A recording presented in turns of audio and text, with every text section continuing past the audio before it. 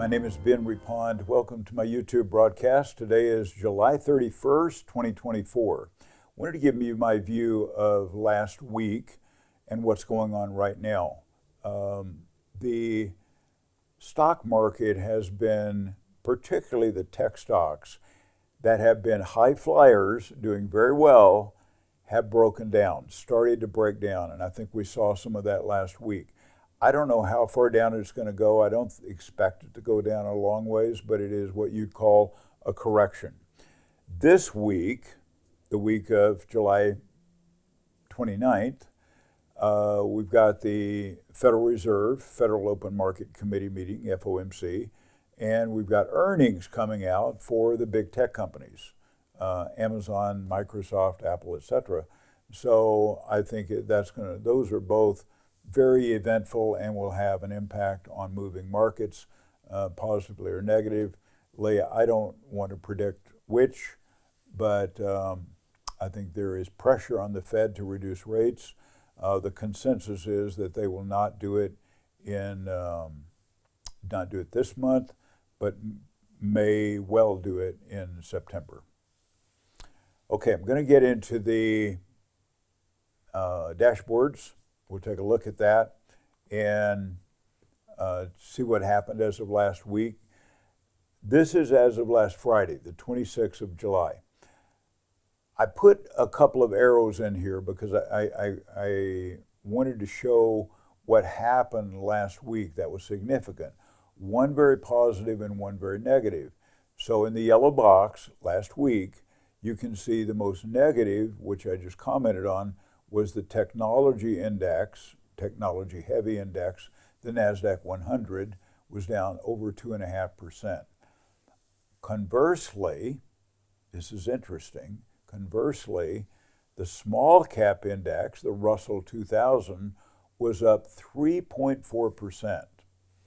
Well, sometime, I don't remember the day, Tuesday or Wednesday of last week, our own strategy, which is dominated with AI influence, moved into the Russell 2000 and benefited from a lot of that move up. And that was, we moved out of tech. I think at the right time. I think the day after we moved out, it had a really bad day. So that was, I guess, the benefit of AI. So on the year to date, in the pink box, you can see where they are. The S&P 500 actually replaced the NASDAQ 100 as the strongest index for the year. So up 14%, NASDAQ 100 up 13%, the Russell 2000, because of the strong influence last week, moved up to an 11% gain for this year. Over to the far right side, you see the green dots, red dots, and the green dots, those are above the 20, 50, 100, 200-day moving averages, and the red dots are below. So there are, there are 7 red dots, and there are, the rest of those, I guess, are, above the moving averages, green dots. Only one index is below its, is negative on a year-to-date basis, and that is the long-term government bond, ETF, TLT. But because it's been moving up lately, it is now above, you can see the green dots, it is at the bottom row, it is now above the 20, 50, and 100-day moving averages, 100, 200-day moving averages. So that's positive for the bonds or bond funds. When we look at the sectors, the S&P 500 broken down into its 11 sectors, we only have 4 out of 44 that are negative, that are below their 20-day moving averages. And that is, you can see up above, there are 2 of them, one in technology, one in energy, and one in consumer discretionary. The rest are positive. So even though it was a negative week, generally, on a year-to-date basis, the sectors are actually doing pretty well. Now let's look at the chart for the S&P 500. This is the 24-month chart, a weekly chart. One move equals 1 week. Going from October of 2022 to present. So you can see the trend line pretty consistent. There's some small ups and downs, but by and large, still moving on a trend line basis in an upward direction. I take it and I move it to a 9-month chart, not 24, and I move it to a candlestick style. You can see the last 2 weeks with the candlesticks, you can see that they have broken down to the far right of the chart. And I don't know where that's going to go this week. They often tend to go in groups of 3 days, 3 weeks, etc. I don't know that's going to be the case. It doesn't have to, but definitely this has shown some recent weakness. On a relative strength basis, I compare the NASDAQ 100 numerator to the S&P 500 denominator. So over a 24-month period of time, you can see with all the ups and downs, it is still in an upward direction, meaning the NASDAQ has been stronger than the broad market, the S&P 500. But when you look at the far right of the chart, you can see the sharp move down, even breaking below the 20-period moving average, and that's not a good sign. So will it move on back up? It could, but typically with that sharp of a move down, it may go down further before it goes back up.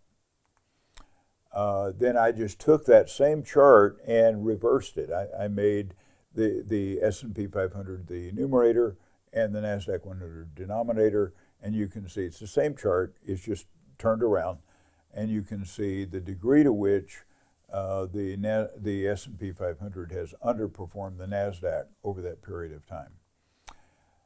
Then I take the S&P 500 and I break it apart into 2 parts. One is the growth type stocks, and the other is the value type stocks. Well, the growth type stocks, the Magnificent Seven and other type tech stocks, got hit hard the last couple of weeks. So you can see to the far right of the chart the degree to which the growth stocks have underperformed the value stocks. And then the S&P 500, not the NASDAQ, but the S&P 500 compared to the small cap index. A small cap, as I've shown you, has been going up while the S&P 500 has been going down. So the relative strength of those two, S&P 500 numerator, small cap, Russell 2000 small cap index, IWM, denominator, you can see the degree to which the small cap has outperformed the S&P 500, or the degree to which the S&P 500 has underperformed the Russell 2000. However you want to say it, it's to the far right of the chart. The long-term government bond, as I said, TLT, it's an ETF, has been going down. This is a 54-month chart, 4.5 years. Been going down for a long time, still going down. Went down this week a little bit, and is basically weak. So what happens, the reason for this is that interest rates and bond yields are going up. They tend to be correlated. Or there is the perception they're going to go up. So people will anticipate through buying or selling this ETF, if they think that interest rates have not gone up and bond yields have not gone up enough and that they're going to go up more, they will tend to sell this ETF.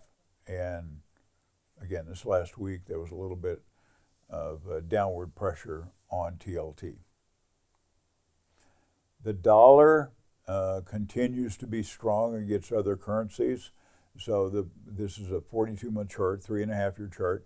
So you can see the degree to which the dollar has gone up. And this is measured by the ETF UUP. I'm not making it relative to other currencies, but it technically is. But yeah, a little bit of a tick up this last week. Gold, measured by the ETF GLD, is still in an uptrend. It was down the last couple of weeks, but it's, the trend line is still in an upward direction. Silver, same thing, except it is not as stable as gold is. I don't know what the right word is, I just use stable, because it goes up more and it goes down more. It exaggerates the moves both positively and negatively. So this last couple of weeks, you can see where it's moved to the far right of the chart, where it's moved down so much, and again, especially compared to gold. When I compare the two, I put silver as a numerator and gold as a denominator.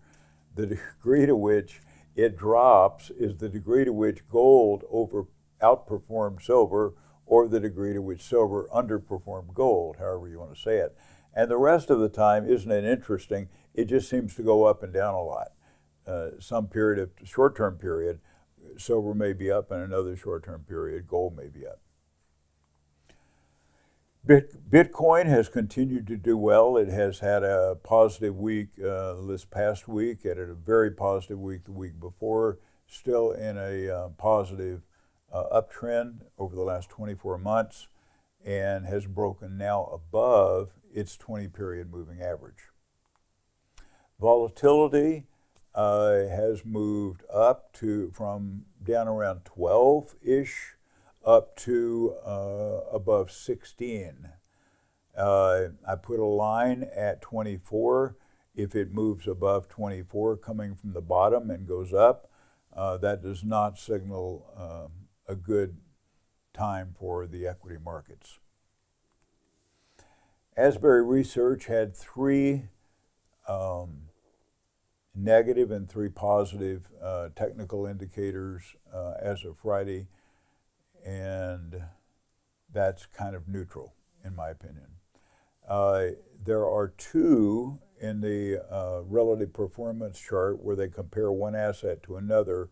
There were 2 of them that were positive for both the last week, the last month, the last quarter, and those were small cap outperforming the broad market, the S&P 500, which we've seen, no surprise there, and the emerging markets being stronger than the U.S. Isn't that interesting? In a period of time where things have been a little shaky, that small cap and emerging markets are the ones that are doing the best. This compares the U.S. equity markets to the equity markets around the world. So this is not the economy and this is not the currency. This is the equity markets of those countries. In the second column from the left, you can see the ETFs that are a surrogate for those countries. The ones where the U.S. has done better for the last week, the last month, the last quarter are the following: Chile, Peru, Mexico, Japan, Taiwan, South Korea, Thailand. That's it. The ones that have done better than the U.S. are Switzerland and India. I put this chart up. I've been showing it for a couple of months now. The U.S. versus Thailand stock market. So you can see the U.S. As the numerator has been doing consistently well, even though it was down just a little bit this last week, consistently well compared to the Thai market. Silver and gold. As of last Friday, for that past week, for all of last week, gold was down 0.6%. Silver was down 4.4%. Remember, you saw that in the chart. Silver is moving more dynamically both on the upside and the downside. The price of gold, spot price, not including the markup, the spot price is $24.04 as of Friday, and silver is $27.95. Their gold-silver ratio is 86 to 1, gold to silver. A monster box of silver bullion, which is just generic gold or generic silver, is $15,145. This includes a $2.34 markup, so it's all in. Spot price plus the markup. This converts to, when you put the markup on with a quantity of 500, a total price of $30.29. When you go to just one tube, you can see a lot of tubes, you go to one of those tubes and the price per ounce goes up 50 cents to $30.79. Thank you for watching. If you have questions or comments, leave them in the comment section below.